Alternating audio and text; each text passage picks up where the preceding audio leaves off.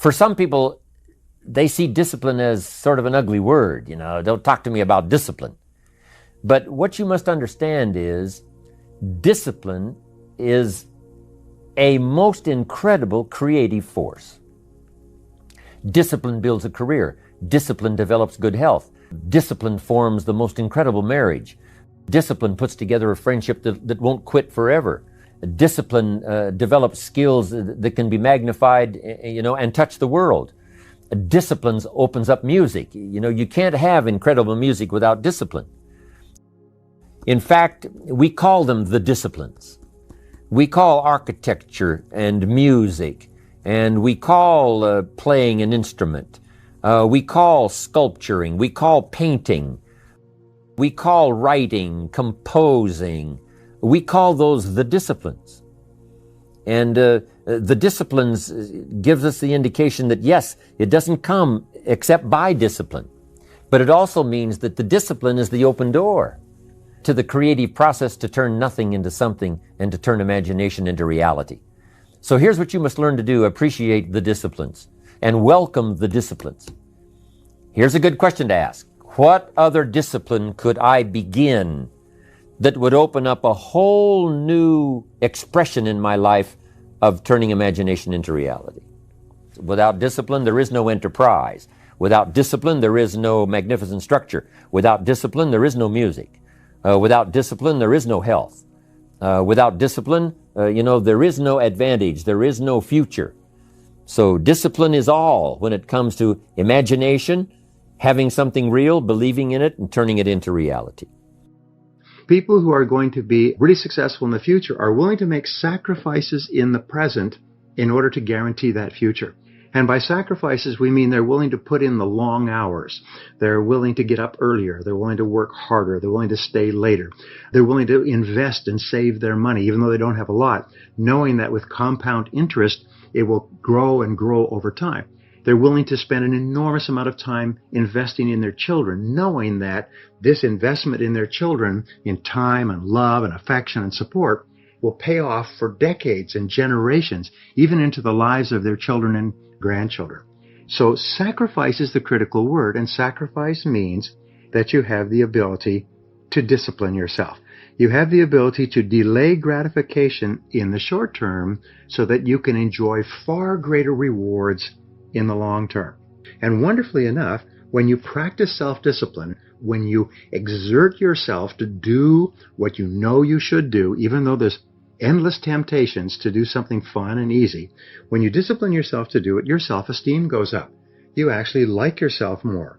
Your self-image improves. You actually see yourself as a better person. And of course, as you know, your self-image determines your performance. The person you see in your mind will be the person that you will be on the outside. And the wonderful thing is when you practice self-discipline, especially in exercise, for example, but even in hard work, your brain releases endorphins. And endorphins are called nature's happy drug. And it actually makes you happy to practice self-discipline, to take control of yourself and make yourself do the right thing and complete it. You feel good about yourself in the moment. And of course, the effect that it has on your future can be tremendous. One of my key phrases for the whole day: disciplines work miracles. Disciplines work miracles. And here's the first piece that works miracles. Number one, do what you can. Do not let neglect grab you by the throat. Don't let neglect stall you on your path toward prosperity and health, being able to become powerful, influential, rich beyond wildest imagination. Don't neglect what you can do. If you can read, read. If you can change, change. If you can grow, grow. If you can take one step, take one step. Do not neglect to do whatever you can do at the moment. Of course, you can't run a multi-billion-dollar business today. Mark couldn't either 10 years ago. Mark couldn't either 5 years ago. But I'm telling you, today he can do it because step by step, year by year, he took on what he could do. He didn't neglect it. He did the meetings he could do. He made the calls he could make. He read the books he could read. He took the classes he could take, and step by step, he got himself ready. I'm telling you, do not neglect to do whatever you can do, because it'll work miracles. Of personal development first, productivity second. Now, do what you can. Here's number 2, do the best you can. If it's a foggy night and you can only see 100 feet, how can you see another 100 feet? Answer, walk the first 100 feet. Walk as far as you can see, and then you can see some more. And walk as far as you can see, and then you can see some more. So what you've picked up here, just do it as far as you can see it. And I promise you, if you'll execute as far as you can see it, you'll be able to see more. Do that, then you can see more. And finally, get in tune of doing the best you can. And you'll have the activity that'll develop the disciplines that will set this sail so that you can say, it doesn't matter how the wind blows. I'm prepared. Now, some years ago, a businessman named Herbert Gray did a long-time study, it was kind of his project, to find out what he called the common denominator of success. What would be the common denominator of success?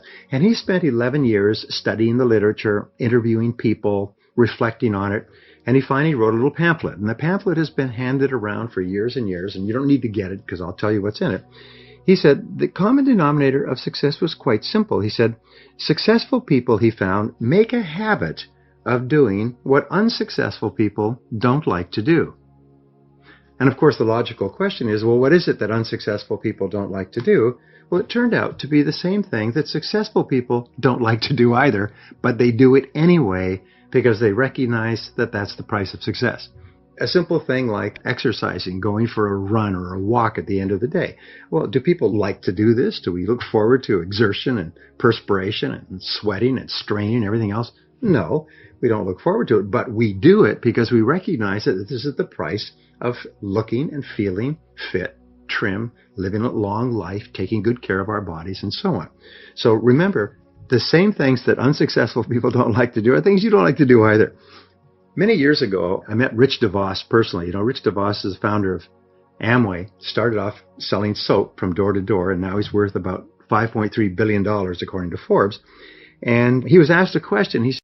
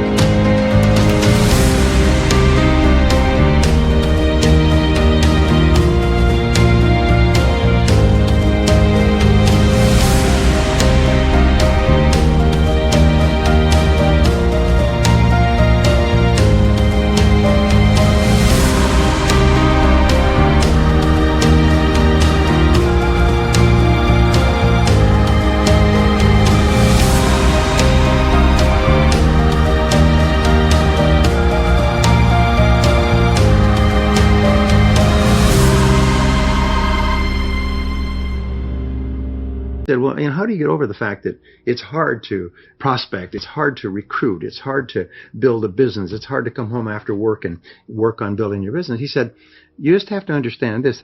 There's lots of things in life that you don't like to do. And you'll never like to do them. There's lots of hard things that contain stress, and they contain rejection and potential failure and hard work and so on. He said, but you do them because you want to do the other things. And it is only by doing the things that you don't want to do that you can finally create the opportunity to do all the things that you want to do for yourself and your family. And again, it comes back to our favorite word, sacrifice. Being willing to pay the price in the present to enjoy the great rewards in the future.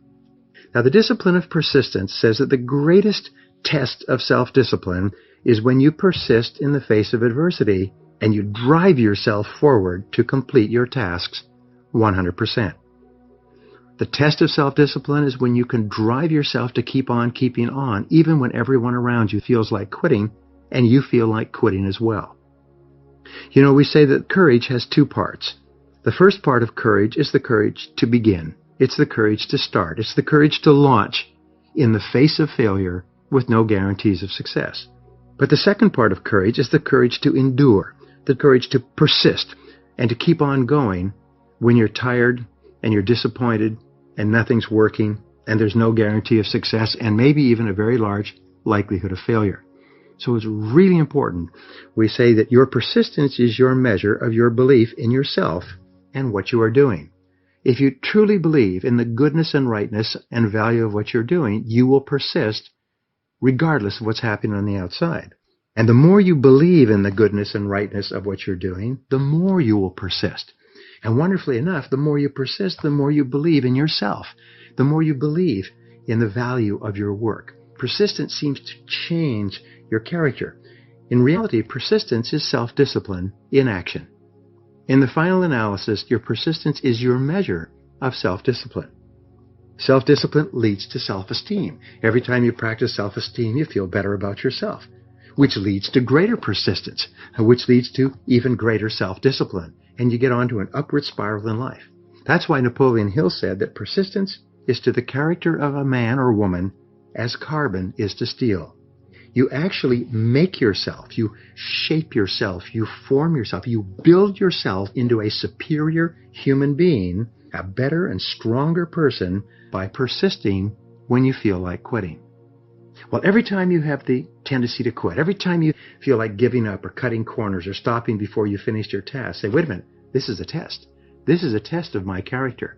This is the test to see what I'm made of. And it's not what I'm working on that counts. It's the person I am becoming by either persisting.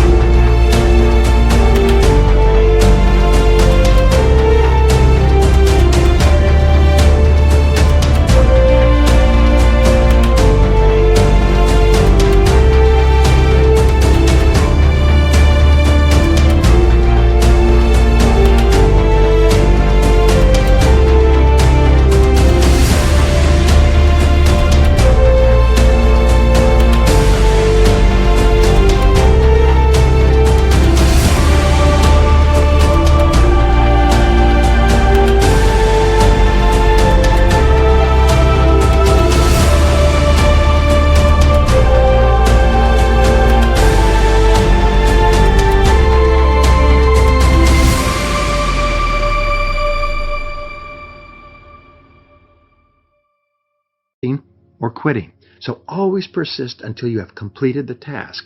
And as you do, you burst through and your brain floods with endorphins and you feel wonderful about yourself. Eventually, you develop the habit of persistence and you become unstoppable. Well, here are the 7 benefits of practicing self-discipline in every area of your life. Number 1, the habit of self-discipline guarantees your success. Every single successful person has that fundamental quality of persistence and tenacity, that fundamental quality of self-discipline to make themselves do what they should do, whether they feel like it or not. Number 2 is when you practice self-discipline, you'll get more done faster and better than other people. You'll get more results. You'll be more productive. You'll have higher levels of performance. You'll bring yourself to the attention of people who can help you and support you and move you forward. Number 3, you'll be paid more and promoted faster at any job, in any situation. The people with high levels of self-discipline who get the results are the ones who are immediately moved to the front of the line of life. Number 4, you'll have a greater sense of self-control, self-reliance, and personal power. You'll feel that you could do anything that you put your mind to because you have the ability to make yourself, to discipline yourself to do it anyway. Number 5, self-discipline is the key to self-esteem, self-respect, and personal pride. Every time you discipline yourself, you'll like yourself more. Every time you discipline yourself, you see yourself as a better person. Every time you discipline yourself, you feel great about yourself. You feel personally proud of yourself. It affects your personality in a very positive way. Number 6, the greater your self-discipline, the greater your self-confidence, and the lower your fears of failure and rejection. Eventually, you develop self-confidence so that you can just walk through walls. And number 7, with self-discipline, you'll have the strength of character to persist over all obstacles until you succeed. With self-discipline, you achieve personal greatness. The key to development is to be all that you can possibly be. I don't know what your talents are. I don't know what your skills are, but here's what I probably am right on, that you're behind on an accelerated effort toward your full development. I would suggest that. Now, for some of you, I know that's probably really not true. But even as I look at my own life, because, I'm tempted to procrastinate just like everybody else. I should have written 30 books by now. I've only written 4 or 5. I should have done a lot of things, but I haven't. I got distracted, and all of us, have these challenges. But what could I become? What could I become? I had one of my dearest friends. I've lost him. He died at age 53. David drank a little too much, but he did all kinds of things. He was a builder, and he was a dreamer, and he did a lot of things. But his drinking sort of kept him in a fog for like years and years. About 6 years ago, he was sitting at the yacht club, and he was in a fog. And suddenly it occurred to him, I wonder what I could have accomplished all these years if I hadn't have been in this sort of foggy state. And he said that did it. And the last 6 years before he died, he was free. And he accomplished some incredible things that last 6 years. Being all that you can be and not let habits drag you down. Not let things, sidetrack you from the full development of what you have the capable of being. What all could your heart encompass if you really had the chance and you really had the disciplines and really got to it? What could you really become? What could you earn? How healthy could you really be? How many books could you write? How many poems could you write? So here's what I would ask of you. If you feel that you're a little bit stalled, wherever you are in your progress, I'm asking you to correct that. I'm asking you to see if you can't possibly be on a more accelerated track toward your possibilities and your full development. Here's what life is all about. To become all that we can possibly be. The full development of all of your potential, that's number 1. Number 2 is the wise use of all of your resources. That's what life is all about.